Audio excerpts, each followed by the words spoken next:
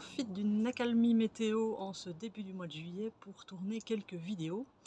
Parce qu'en fait, je ne m'étais pas promise, mais j'avais mis l'intention que toutes mes capsules, je les ferais à l'extérieur, dans la nature, parce que pour moi, la nature, c'est vraiment un lieu de ressourcement et d'inspiration.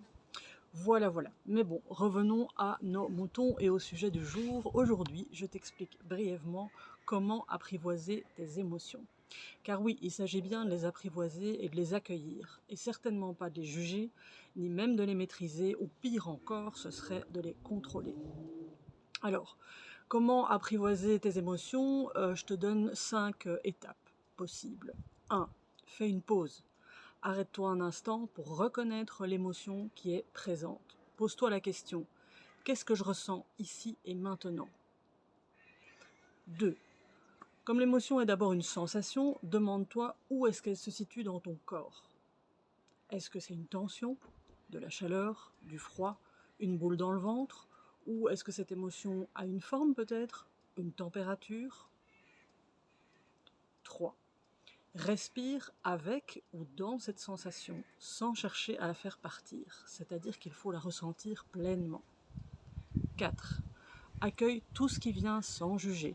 Je te rappelle que l'émotion n'est pas ton ennemi et encore moins négative. Elle l'est, tout simplement. Par contre, elle peut être agréable ou désagréable. Elle est en fait simplement un indicateur d'un besoin rempli, dans le cas de la joie par exemple, ou non rempli, dans le cas de la colère, de la tristesse ou de la peur. Il ne s'agit donc pas de te dire « je ne devrais pas ressentir ça, je suis nul de ressentir ça », car à ce moment-là, tu bloques l'émotion en la niant ou en voulant la contrôler. Laisse donc l'émotion exister pleinement. Laisse-la juste être, elle passera d'autant plus vite. Ce que tu peux faire aussi, c'est pleurer, trembler, taper dans un coussin, crier si besoin. Tout cela dans un cadre sécure, bien sûr. Dis-toi aussi intérieurement, c'est ok de ressentir ça, ça ne me définit pas. Je suis juste traversée par une émotion, tout passe. Et ça, c'est essentiel. Ne pas t'identifier à ton émotion, tu n'es pas ton émotion. Et 5e étape, décode le message que l'émotion te donne. Demande-toi quel besoin réside derrière cette émotion. Est-ce que c'est de la peur, auquel cas tu aurais peut-être besoin d'être rassuré, respecté ou de poser tes limites? Est-ce que c'est de la colère? Tu as peut-être été blessé dans tes valeurs? Est-ce que c'est de la tristesse? Peut-être alors que tu aurais besoin de soutien, ou alors faire le deuil de quelqu'un ou de quelque chose. Voilà, donc 5 étapes que je te propose lorsque tu seras prochainement traversé par une émotion. Et en résumé, retiens donc bien que l'émotion est passagère et rapide. Ensuite, la sensation désagréable peut effectivement perdurer car il y a l'histoire en fait que tu vas te raconter et que tu vas entretenir autour de ce que tu as ressenti. Et là, c'est ton mental qui est à l'œuvre. Tu sais, le petit hamster dans sa cage, tu vois ce que je veux dire?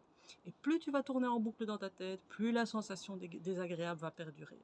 Donc le petit truc, c'est accueille et ressens tes émotions sans te juger, puis exprime-les aussi de manière la plus juste qui soit pour toi. Ça peut être par la parole, l'écriture, la danse, la peinture, et puis exprimer à l'autre ce qui t'a animé. Tout ce qui permet de t'exprimer. Tu sais, de mon côté, j'ai longtemps mis mes émotions sous le tapis. Et cela m'a valu, très jeune déjà, des soucis articulaires et d'autres somatisations en tout genre. Parce que bloquer les émotions, ça bloque l'énergie dans ton corps. Cela ne permet pas de laisser la vie circuler en soi. Alors, on respire et on accueille. J'espère que ça t'a rappelé quelque chose ou donné des clés utiles. Si c'est le cas, pense à liker, à partager à quelqu'un que ça pourrait intéresser ou aider. À bientôt!